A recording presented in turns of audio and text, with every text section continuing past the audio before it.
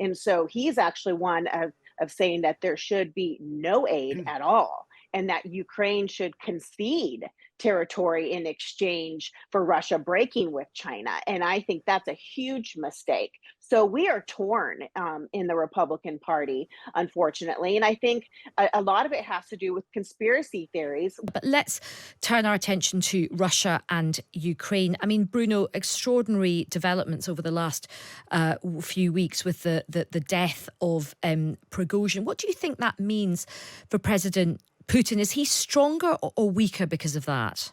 Yeah, that is the question, and there's a lot of opinions and different opinions on that.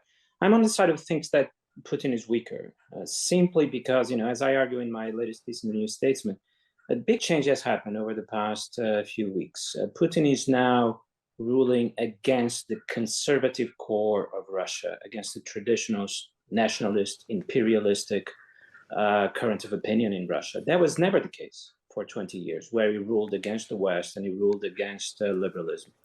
But the dynamics of the war have imposed a new situation on him, where he has to keep the rightist orientation in Russian politics under control.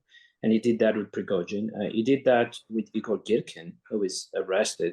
Again, ultranationalists that want the war to be faster, perhaps even more decisive. Putin cannot deliver that. It's not that he doesn't want to deliver a faster victory, it's that the Russian state doesn't allow him to deliver that. But then he has a significant problem that I think is going to play out over the next few weeks and months. He cannot deliver what the nationalists want. He cannot repress them entirely. He picked a few select victims, hoping that will send a message. But I suspect it's not going to be enough. And we now have a sort of a declared war between the nationalists and Putin, which is an entirely new factor in Russia. So that's Bruno's view. Ian, do you agree with that? I mean, there is a counter view to that, which is the death of Prigozhin sends a strong shot across the bows of any dissenters in Russia, and that puts him in a stronger position. What do you think about that? I think it certainly does send that shot across the bows. It does reveal very much that you're dealing with a mafia state. It does show the lengths to which Putin will go to eliminate his rivals, to eliminate his enemies.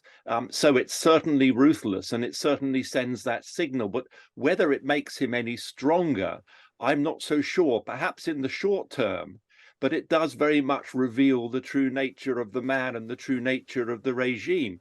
It was interesting. I've just spent a few days in Vilnius in Lithuania, and it was intriguing to talk to people there because of course, they border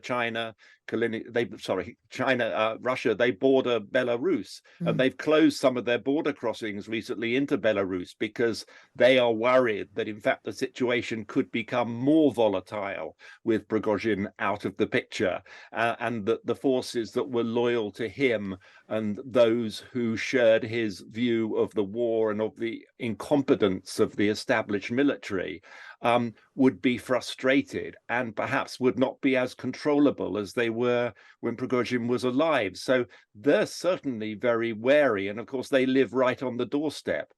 Yeah, that is a very interesting observation. Amy, again, give us the view from America on this, because it does feel like the issue over support for Ukraine is becoming a bit more of a contested issue.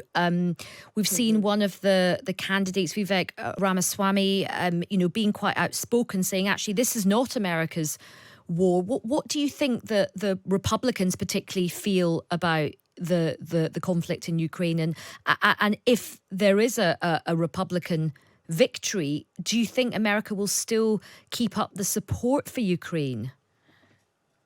Sure. Well, to answer multiple questions, it was not a surprise. And so it didn't matter what your political affiliation was, in which TV station you turned on. It was not a surprise. And everyone's automatic, immediate assumption was that Putin had killed Prigozhin. And so now that you're looking at the two possible top contenders of the GOP presidential nominees, that being former President Donald Trump and Governor Ron DeSantis, they both are on the record, unfortunately, of saying that this war is not vital. And then if you mentioned Vivek Ramaswamy, who I believe is the most naive and actually very scary individual, because he does have people eating out of his hand. He's a very good speaker, but he's a manipulator and he talks out of both sides of his mouth. And so he's actually one of saying that there should be no aid at all, and that Ukraine should concede territory in exchange for Russia breaking with China. And I think that's a huge mistake. So we are torn in the Republican Party, unfortunately. And I think a lot of it has to do with conspiracy theories, with the fact that you had President Biden's son, Hunter Biden, once sitting on the board for Burisma, which is in Ukraine, and that there's money funneling possibly going on still between the Ukraine government and the Biden family to some extent, and that's under investigation. So you have people thinking that all of this money and aid that Congress is sending over to assist the Ukrainian efforts is somehow not being used in the right way. So we have a major problem over here. It's so interesting about how that sort of, political census is sort of being questioned through the process of this presidential primary race in the Republican Party. And, Bruno, we are hearing a lot from people about, lots of leaders are very, very keen to still keep up the support for Zelensky is very popular amongst political leaders. But, do you worry when you look at the rhetoric coming from these races in America? Do you worry that there is possibly going to at some point be citizen fatigue about the Russia-Ukraine conflict, and that's going to make it quite difficult for political leaders to still hold the line? They will hold the line, but I think people are starting to doubt that Ukraine can have a decisive victory, and some people are starting to push for some kind of agreement. I wouldn't favor that, simply because I don't think Russia can be trusted to keep the terms of any possible agreement. It hasn't kept those terms in the past. Yeah. And so I still believe that the best way to reestablish peace and stability in Europe is for Ukraine to win.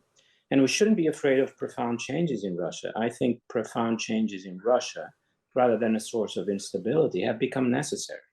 This war is an imperialistic colonial war. And until Russia, like France or Portugal 40 years ago, reconciles itself to the fact that it's no longer a colonial empire, we are not going to have stability in Europe. I'm afraid that will have to pass through a Russian defeat in Ukraine.